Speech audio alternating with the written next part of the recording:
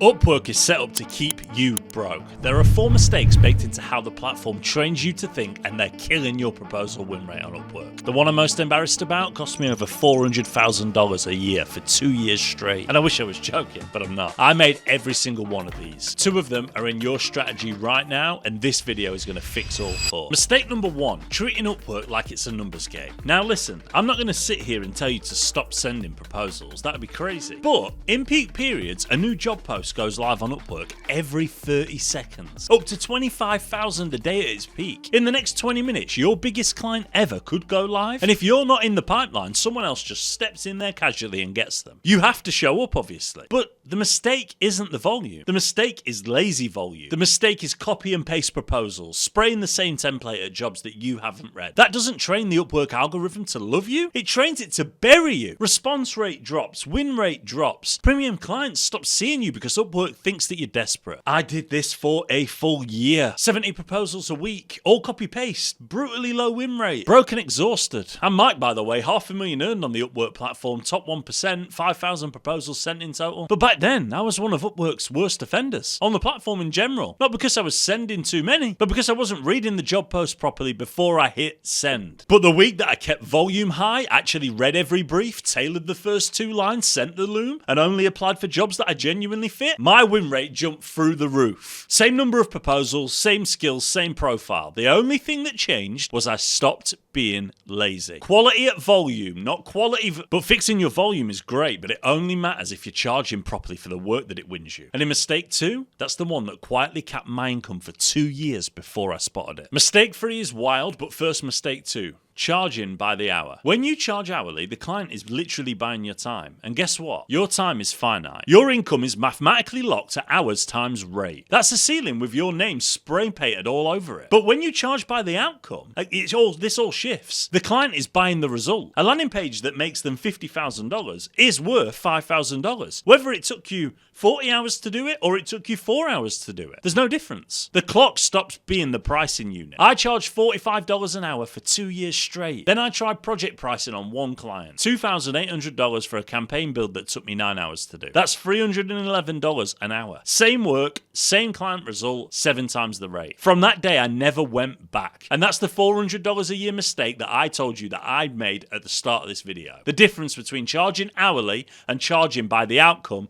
multiplied across every billable hour that I worked for 2 years straight. So guys, please avoid making the mistakes that I've just explained that I made. Instead, sell outcomes. The ceiling completely disappears then. But none of that really matters, does it, if the clients aren't seeing you in the first place, which I know is a lot of your issues. Which brings us to the third mistake. That cut my impressions by 70% without me noticing. So mistake number 3, and it is scary how many freelancers I see making this mistake. Setting your profile up once and never touching it again. Your profile isn't a CV that you just file away until you need another job. It's a live sales asset, and Upwork's algorithm rewards activity. Every portfolio update that you make, every refresh skill tag, every new line in your overview is a signal that you are in the game. Dormant profiles get buried fast. I didn't touch mine for 2 years. I literally left it exactly as it was. Impressions collapsed 70%, and I had no clue why. I blame the market, I blame the platform, I blame the algorithm, everything except the obvious thing. The month that I started updating it every 30 days, impressions tripled inside 8 weeks. Nothing else changed. And here's the tactical bit that nobody else is telling you. Before you update, scan the last 30 to 50 high quality job posts that are in your niche and pull the keywords that clients are actually using right now. The reason for that is because most proposals now are written by AI these days. They actually use the AI system to be able to post these job posts. The platform is flooded with the same recycled language, and it does change as the AI changes, which means freelancers who spot the live trends first get the impressions first. What worked 6 months ago is already dead. Your profile needs to sound like the job's been posted today, not the jobs that you won last year. So what's the rule? Every 30 days, change one thing. One line, the title, the tag, an image, a portfolio piece, pulled from live job posts, not from memory. The algorithm notices. The clients will follow. When did you last update your profile? Drop the month below. If it's older than 60 days, mistake 3 is live in your strategy right now. This is mistake 4, and you have to stick with me through this because this is the one that kept me broke for the longest period of time. And it's the one that I'm angriest about, if I'm honest. Thinking of yourself as a supplier, as a vendor. Here's what nobody tells you, right? Clients don't decide whether to rehire you at the end of the contract. They decide in the first week. They clock whether you're running the job like you care about the outcome, or like you're watching the clock until the invoice clears. And they almost never say it out loud. They just quietly never call you again. I spent 4 years as a supplier. I'd win a contract, deliver exactly what was asked for, collect the money, move on. I was polite. I was professional. I hit deadlines. And almost every single one of those clients ghosted me the moment that the project closed. I blame them. I told myself clients on Upwork were transactional, that nobody wanted long-term relationships. But that wasn't true.